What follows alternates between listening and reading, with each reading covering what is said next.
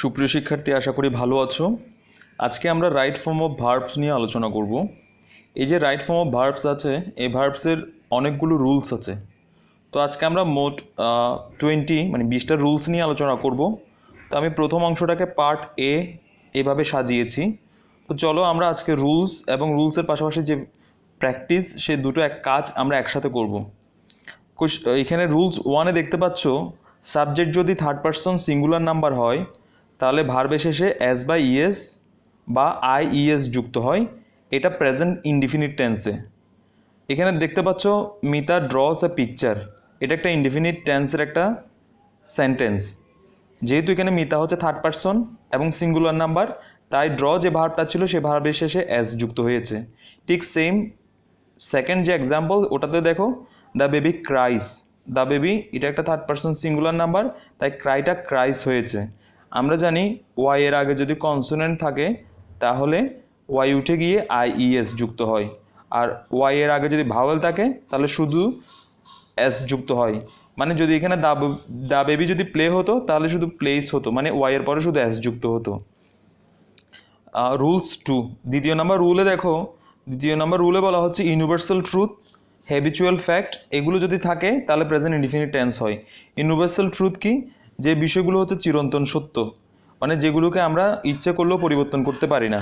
আর habitual fact মানে হচ্ছে আমরা প্রতিদিন আমাদের অনেকগুলো অভ্যাসের সাথে আমরা জড়িত, বা যেগুলো আমাদের প্রতিনিয়ত করতে হয়। এই প্রতিনিয়ত করা অভ্যাসগুলোকে হ্যাবিচুয়াল ফ্যাক্ট বলা হয়।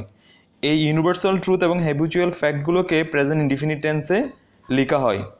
এখানে এক্সাম্পলে দেখো, the moon shines at night, চাঁদ রাতে আলো দেয় বা এখানে ঝলমল করে।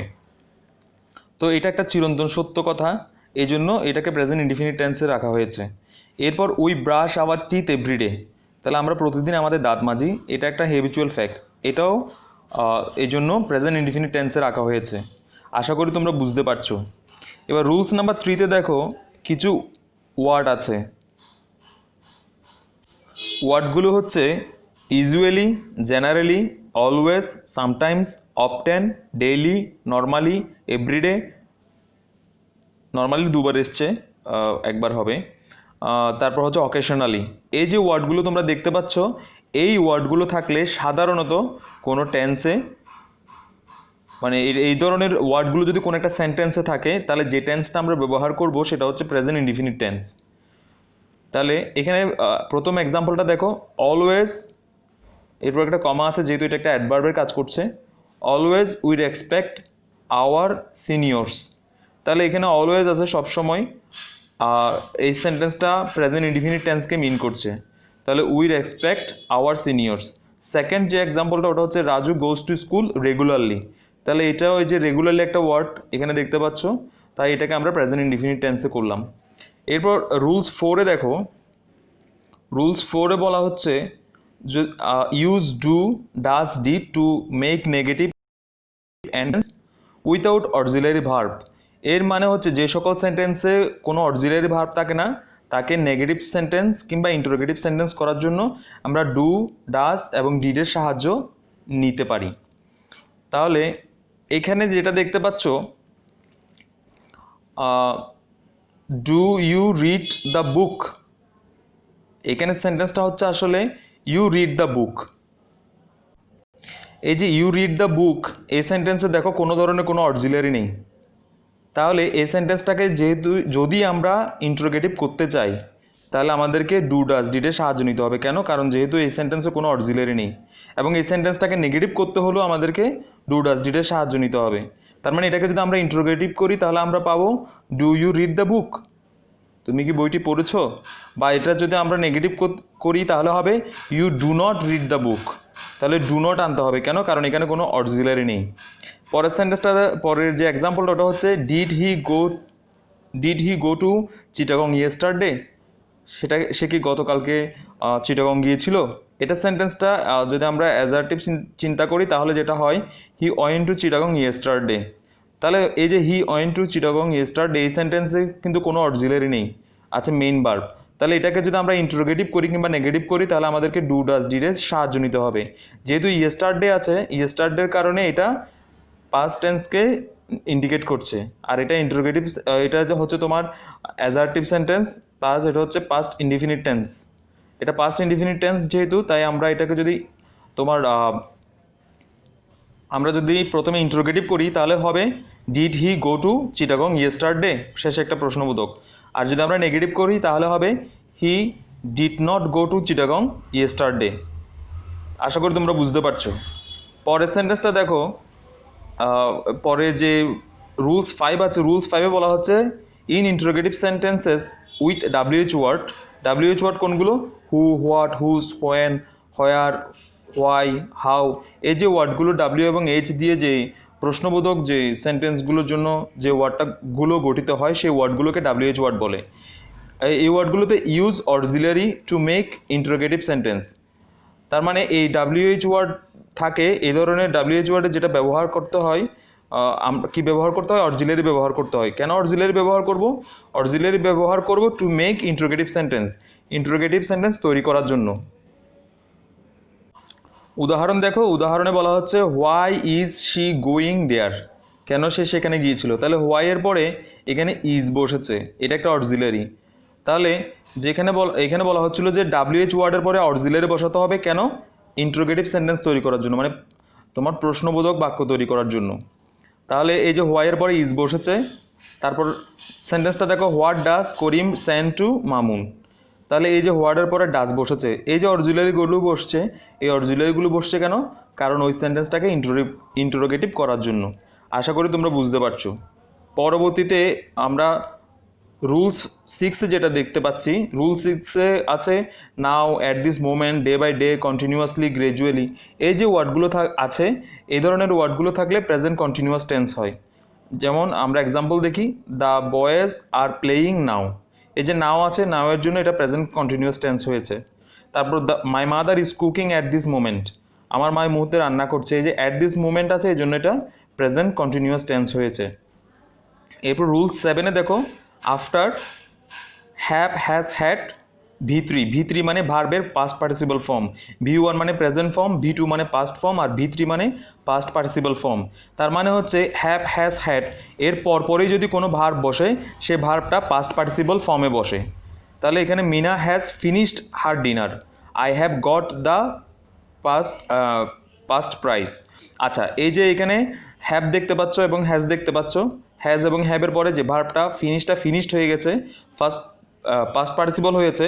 এরপর হচ্ছে তোমার যেটা তুমি গট দেখতে পাচ্ছ, হ্যাভের পরে গট হয়েছে, তার মানে ওটাও পাস্ট পার্টিসিপল হয়ে গেছে। তাহলে আমরা দেখতে পাচ্ছি হ্যাভ, হ্যাজ, হ্যাড এদের পরপরই যদি কোনো ভার্ব বসে, সে ভার্বটা পাস্ট পার্টিসিপল ফর্মে হয়।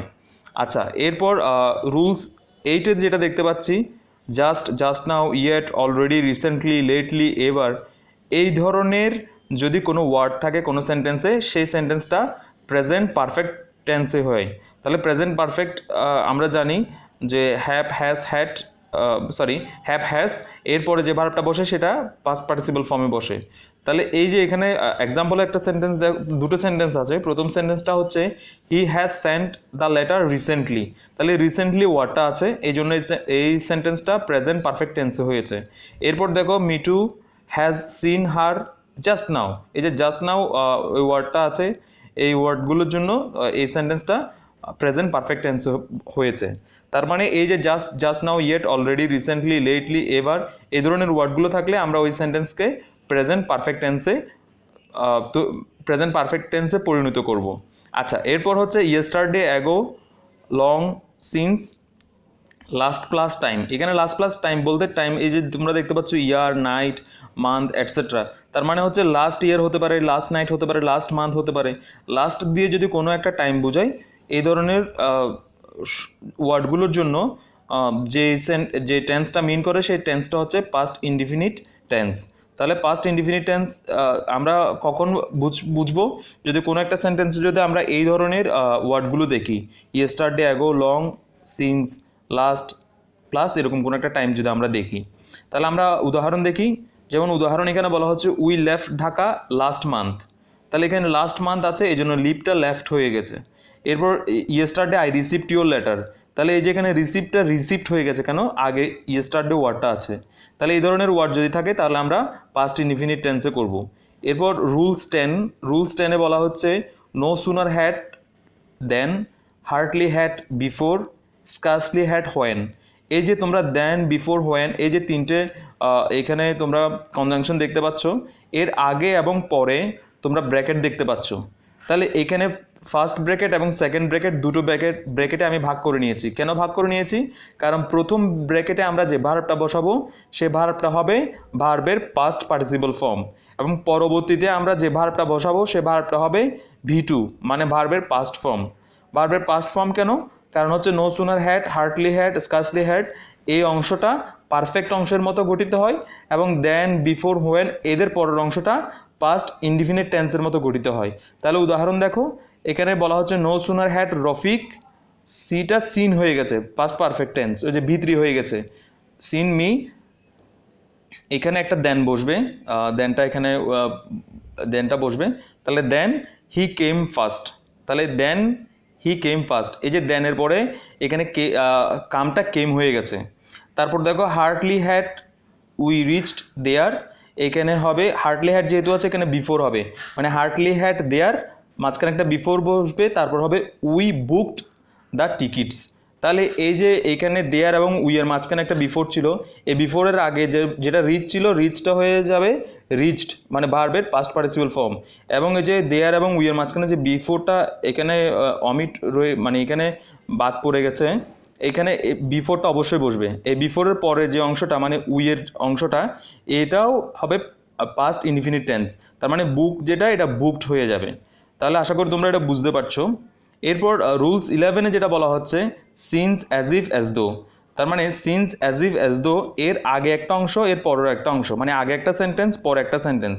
তার মানে আগের সেন্টেন্সটা যদি প্রেজেন্ট টেন্সে থাকে, প্রেজেন্টে সেটা যে কোনো টেন্স হতে পারে, ইনডিফিনিট হতে পারে, কন্টিনিউয়াস হতে পারে, পারফেক্ট হতে পারে, পারফেক্ট কন্টিনিউয়াস হতে পারে, মানে প্রেজেন্ট হোক আগের অংশটা, পরের অংশটা হবে অবশ্যই পাস্ট ইনডিফিনিট। কিন্তু since as if as though এর আগের অংশটা যদি পাস্ট ইনডিফিনিট টেন্স হয়, পরের অংশটা হবে পাস্ট পারফেক্ট। তাহলে এখানে আমরা উদাহরণগুলো দেখি, যেমন মেনি ইয়ার্স হ্যাভ পাস্ট, এখানে প্রেজেন্টে আছে, সিন্সের পরের অংশটা হয়ে গেছে পাস্ট ইনডিফিনিট। মিটটা ম্যাট হয়ে গেছে, কারণ আমরা জানি মিটের পাস্ট ফর্ম হচ্ছে ম্যাট। তাহলে many years have past since we met with Sujan. তারপর সেন্টেন্সটা দেখো, we reached there as if he had known everything, he reached there as if he had known everything. এই যে অ্যাজ ইফের আগে কিন্তু পাস্ট টেন্স আছে, মানে পাস্ট ইনডিফিনিট টেন্স আছে রিচডটা, তাহলে পরের অংশটা কি হয়ে গেল, হ্যাড নোন, মানে পাস্ট পারফেক্ট হয়ে গেল।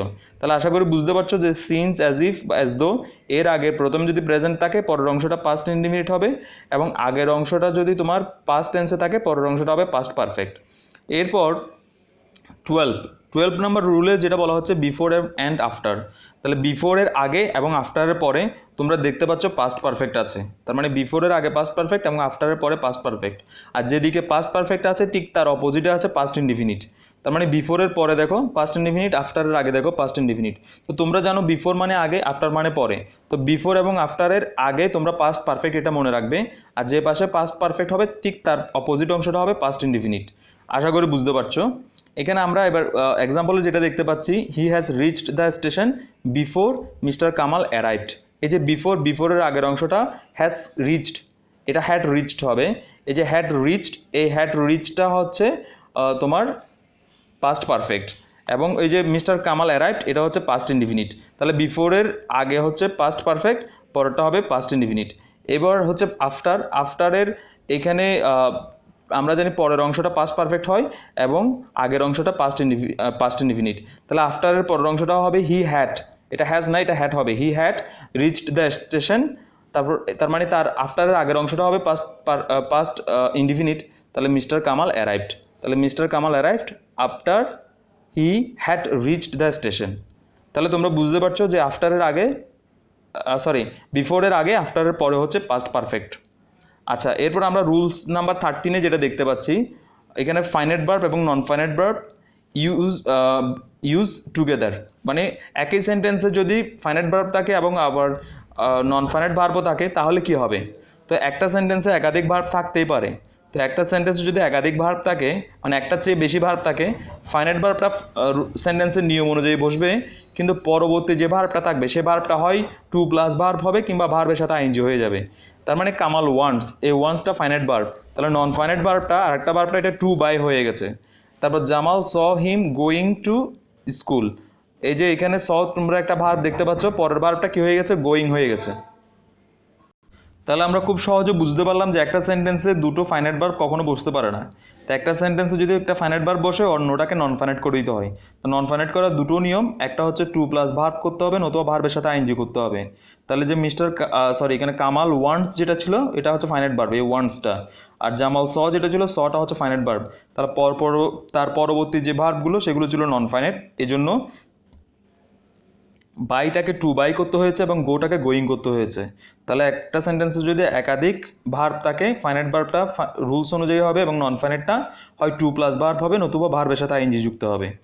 আচ্ছা, এখানে রুলস নাম্বার 14-এ যেটা দেখতে পাচ্ছি, 14-এ হচ্ছে had better, had rather, would better, would rather, let, must, dare, need, এই ধরনের ভার্বগুলো যদি থাকে, তার পরপর যে ভার্বটা বসবে সেটা হবে V1। V1 মানে প্রেজেন্ট ফর্ম বা বেস ফর্ম। তাহলে দেখো, you had better attend the meeting, তারপর লেট মি টেল সামথিং। এই যে এখানে তোমরা হ্যাড বেটার দেখতে পাচ্ছ, হ্যাড বেটারের পরপর ভার্বটা V1-এ বসেছে। লেটের পর যে ভার্বটা আছে টেল, এটাও V1-এ বসেছে। তার মানে এই ভার্বগুলো যদি থাকে, এর পরপর যে ভার্বটা বসবে সে ভার্বটা বেস ফর্মে বসবে। তারপর হচ্ছে 15-এ যেটা দেখতে পাচ্ছ, উড দ্যাট যদি কোনো একটা সেন্টেন্সে থাকে, উড দ্যাট থাকলে কুড আসবে। যেমন এক্সাম্পল দেখো, would that I could reach early, তাহলে উড দ্যাট ছিল এখানে, এর পরবর্তী যে দ্যাটের পরে যে সেন্টেন্সটা শুরু হচ্ছে সে সেন্টেন্সে কুড এসছে। তাহলে উড দ্যাট থাকলে পরবর্তী সেন্টেন্সে সাবজেক্টের পরপর কুড আসবে এবং ভার্বটা V1 হবে। আশা করি তোমরা বুঝতে পারছো। এরপর 16-এ যেটা দেখতে পাচ্ছি, it is time, it is high time, wish, fancy, এই ধরনের ওয়ার্ডগুলো যদি কোনো একটা সেন্টেন্সে থাকে, সেই সেন্টেন্সটা পাস্ট ইনডিফিনিট টেন্সে পরিণত হবে। যেমন I wish I were a king, তাহলে এখানে আই উইশ ওয়ার্ডটা ছিল, এর পরপর যে সেন্টেন্সটা সেই সেন্টেন্সটা পাস্ট ইনডিফিনিট টেন্স হয়ে গেছে। মানে এই যে আই ওয়ার এ কিং, এটা একটা past indefinite tense. It is time, এরপর উই লেফট ঢাকা, এই যে we left Dhaka, it is time আছে বলে এই পরবর্তী সেন্টেন্সটা পাস্ট ইনডিফিনিট টেন্সে পরিণত হয়েছে। এবার আমরা জানবো 17 সম্পর্কে। রুলস নাম্বার 17-এ বলা হচ্ছে, as if, as though, wish যদি থাকে, এদের পর যদি বি ভার্ব থাকে, মানে টু বি ভার্ব থাকে, সেই টু বি ভার্বটা অয়ার হয়ে যাবে। মানে অ্যাজ ইফ, অ্যাজ দো, উইশের পর টু বি ভার্বটা অয়ার হয়ে যায়। যেমন I wish I were a king, তাহলে এইখানে যে এখানে আমরা জানি am, is, are, was, were, এগুলোকে বি ভার্ব বলা হয়। তাহলে এই বি ভার্বের জন্য এখানে আইয়ের পরে অয়ার এসছে।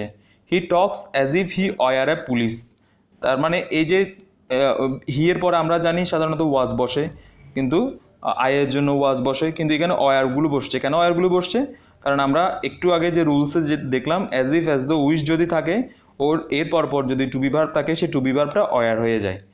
এবং এই অর্থটা কিন্তু মানে অনেকটা নেগেটিভ মিন করে। যেমন I wish I were a king, মানে আমার ইচ্ছে যদি আমি একজন রাজা হতাম, তার মানে এই যে সে কিন্তু রাজা না, তার মানে একটা অবাস্তব একটা কিছু বোঝায়। He talks as if he were a police, সে এমনভাবে কথা বলছে সে যেন একজন পুলিশ, আসলে কিন্তু সে পুলিশ নয়।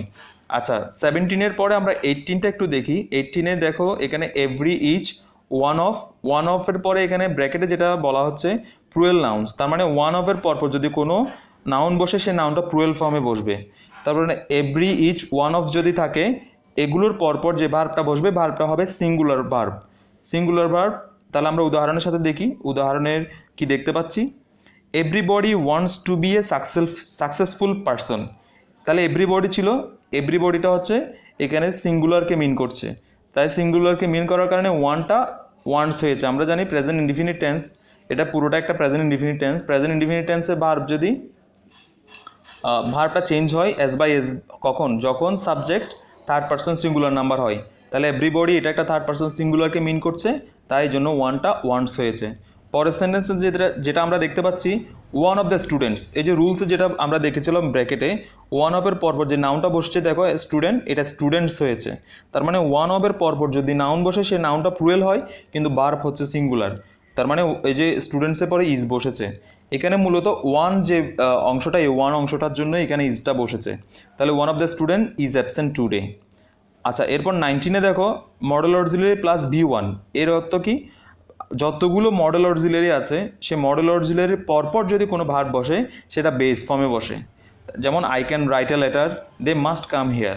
তাহলে তোমরা দেখতে পাচ্ছ যে এখানে মডেল অক্সিলারি ক্যান এবং মাস্ট এর পরপরই ভার্ব বসেছে। এই পরপরই যেহেতু ভার্ব বসেছে সেই ভার্বটার জন্যই কিন্তু এখানে তোমার বেস ফর্মে বসেছে। রুলস নাম্বার 20 যেটা দেখতে পাচ্ছি, মডেল অক্সিলারি পরপরই যদি বি বা হ্যাভ থাকে, মডেল অক্সিলারি পরপর বি বা হ্যাভ থাকলে সেই ভার্বটা কিন্তু তখন আর V1 হয় না, তখন হয়ে যায় পাস্ট পার্টিসিপল ফর্ম মানে V3। যেমন এখানে উদাহরণে দেখো a letter can be, they must have, তার মানে ক্যান, এই যে ক্যান এবং মাস্ট এগুলো মডেল অক্সিলারি, ক্যানের পরে বি বসেছে, মাস্টের পরে হ্যাভ বসেছে, তখন ভার্বগুলো কী হয়ে যাচ্ছে, রাইটটা রিটেন হয়ে যাচ্ছে মানে পাস্ট পার্টিসিপল ফর্মে চলে যাচ্ছে। আর হ্যাভের পরে কাম হচ্ছে কেন, আমরা জানি come, came, come, present form, past form, past participle form, এই জন্য এই হ্যাভের পরেও সেটা পাস্ট পার্টিসিপল ফর্মে পরিণত হয়েছে। তাহলে মডেল অক্সিলারির পরপরে যদি ভার্ব বসে সেটা হবে বেস ফর্ম, আর মডেল অক্সিলারির পরপর যদি বি বা হ্যাভ থাকে তারপরে যদি ভার্ব বসে সেটা হবে পাস্ট পার্টিসিপল ফর্ম। আশা করি এইখানে যে রুলসগুলো নিয়ে আলোচনা করেছি এই রুলসগুলো তোমরা খুব ভালোভাবে বুঝতে পেরেছো, এবং তোমাদের যদি একটু মনোযোগ সহকারে এগুলো শুনো এবং রুলসগুলো যদি পাশাপাশি মিল করে দেখো, তোমরা খুব সহজে এই রুলসগুলো আয়ত্ত করতে পারবে। তো আমি এখানে তোমাদের অনেকগুলো যেহেতু রুলস আমি করেছি, আমি ধাপে ধাপে আলোচনা করব। একসাথে সবগুলো রুলস যদি আমি আলোচনা করি হয়তো তোমরা বুঝবে না, তাই আমি অল্প করে করে তোমাদেরকে এই রুলসগুলো নিয়ে আলোচনা করছি। তারপরেও যদি তোমাদের কোনো বিষয় যদি বুঝতে অসুবিধা হয় তোমরা অবশ্যই আমাকে জানাবে, আর চেষ্টা করবে এই রুলসগুলোকে কাজে লাগিয়ে নিজেরা এক্সাম্পল তৈরি করে বাসায় করার জন্য। তো এতক্ষণ ধরে যে তোমরা ধৈর্য সহকারে এটা দেখলে সেটার জন্য তোমাদেরকে অসংখ্য ধন্যবাদ। তোমরা সবাই ভালো থেকো, সুস্থ থেকো এবং অবশ্যই সাবধানে এবং নিরাপদে থেকো।